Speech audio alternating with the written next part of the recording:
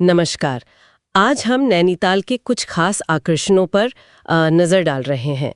हमारे पास कुछ यात्रा गाइड के अंश हैं। जी। मकसद ये है कि समझें कि इन स्रोतों के हिसाब से नैनीताल में क्या खास है, कोई घूमने का सोच रहा हो या बस जानना चाहता हो। हाँ, नैनीताल कुमाऊं का काफी मशहूर हिल स्टेशन है।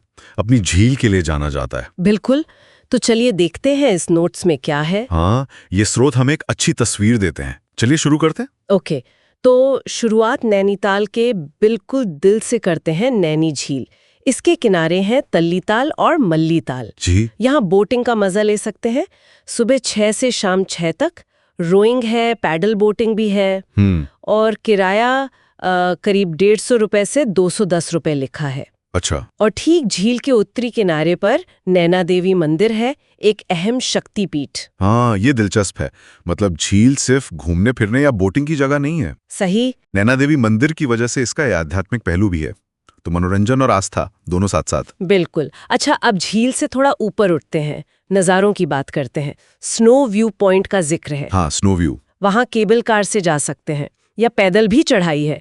कहते हैं नंदा देवी, त्रिशूल, इन चोटियों के गजब के नज़ारे दिखते हैं। जी, और ये नज़ारे सिर्फ देखने में सुंदर नहीं है, ये आपको हिमालय की विशालता का एहसास कराते हैं। वो शांति हाँ, और ऊंचाई का अनुभव जो शायद लोग पहाड़ों में ढूंढते हैं। सही कहा। और एक और पॉइंट है नज़ारों के लिए, टिफिन टॉप।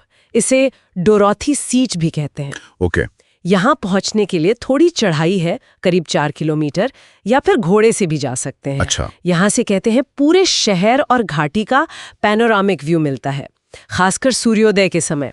और पैराग्लाइडिंग का भी ऑप्शन है आसपास। तो नज़ारे देखने के साथ साथ कुछ एडवेंचर का भी स्कोप है। हाँ बिल्कुल, प्रकृति और रोमांच दोनों। ठीक है। अच्छा, अब नज़ारों से हटकर कुछ और एक्टिविटीज पर आते हैं। पंडित जीबी पंत हाई एल्टीट्यूड जू का जिक्र है। हाई एल्टीट्यूड जू। हाँ, ये करीब 2100 मीटर की ऊंचाई पर है, उत्तर भारत के सबसे ऊंचे चिड़ियाघरों में से एक। वाकई। हाँ, यहाँ स्नो लेपर्ड, हिमालयन बेयर जैसे जानवर हैं। सुबह 10 से शाम 4:30 तक खुला रहता है। टिकट 50 रुपए। यहाँ ये बात अहम है कि ये चिड़ियाघर सिर्फ जानवरों को दिखाने के लिए नहीं है। ये हिमालय वन्यजीवों के संरक्षण कंजर्वेशन के महत्व को भी दिखाता है। पर्यटन के साथ पर्यावरण की चिंता भी। सही। और फिर एक और जगह है इको केव गार्डन। ये थोड़ा अलग है। अच्छा, कैसे? ये चट्टानी गुफाओं और हैंगिंग गार्डन्स का एक नेटवर्क जैसा है। परिवारों और बच्चों के लिए बढ़िया बताया गया है। ओह, इंटरेस्टिंग। तो एक तरफ वो सीरियस कंजर्वेशन वाला एंगल, दूसरी तरफ ये फैमिली फन। हाँ, तो नैनीताल अलग अलग तरह के लोगों को अपील करता है। बिल्कुल। फिर आती है मशहूर मॉल रोड और पास में तिब्बती बाजार। हाँ, मॉल रोड तो नैनीताल की जान है एक तरह से। हाँ, झील के किनारे करीब 1.5 किलोमीटर लंबी सड़क है। दुकानें, कैफे, चहल पहल। हाँ, मोमोज, हैंडीक्राफ्ट्स, ऊनी कपड़े, स्नैक्स, सब कुछ। तो ये शहर का कमर्शियल हब हो गया, लेकिन इसी चहल पहल के बीच इतिहास भी है। हाँ, जैसे राजभवन, ब्रिटिश दौर की गॉथिक आर्किटेक्चर वाली इमारत, बड़े खूबसूरत बगीचे हैं, पुराना गोल्फ कोर्स भी है। अच्छा, वहां अंदर जा सकते हैं? हाँ, गाइडेड टूर होते हैं शायद। और फिर है गर्नी हाउस। गर्नी हाउस, ये नाम सुना है। हाँ, ये जिम कॉर्बेट का घर हुआ करता था। शिकारी से संरक्षक बले थे ना वो। 1881 में बना था। ओह, जिम कॉर्बेट। तो ये बड़ा दिलचस्प कॉन्ट्रास्ट है। एक तरफ मॉल रोड की रौनक, दूसरी तरफ ये शांत खड़ा इतिहास और कंजर्वेशन की विरासत। सही कहा। ये दोनों पहलू कैसे साथ साथ नैनीताल को उसकी पहचान देते हैं, ये सोचने वाली बात है। बिल्कुल। अच्छा, नैनीताल के आसपास की झीलों का भी जिक्र है। संक्षेप में, भीमताल है, करीब 22 किलोमीटर दूर। बड़ी और शांत झील है।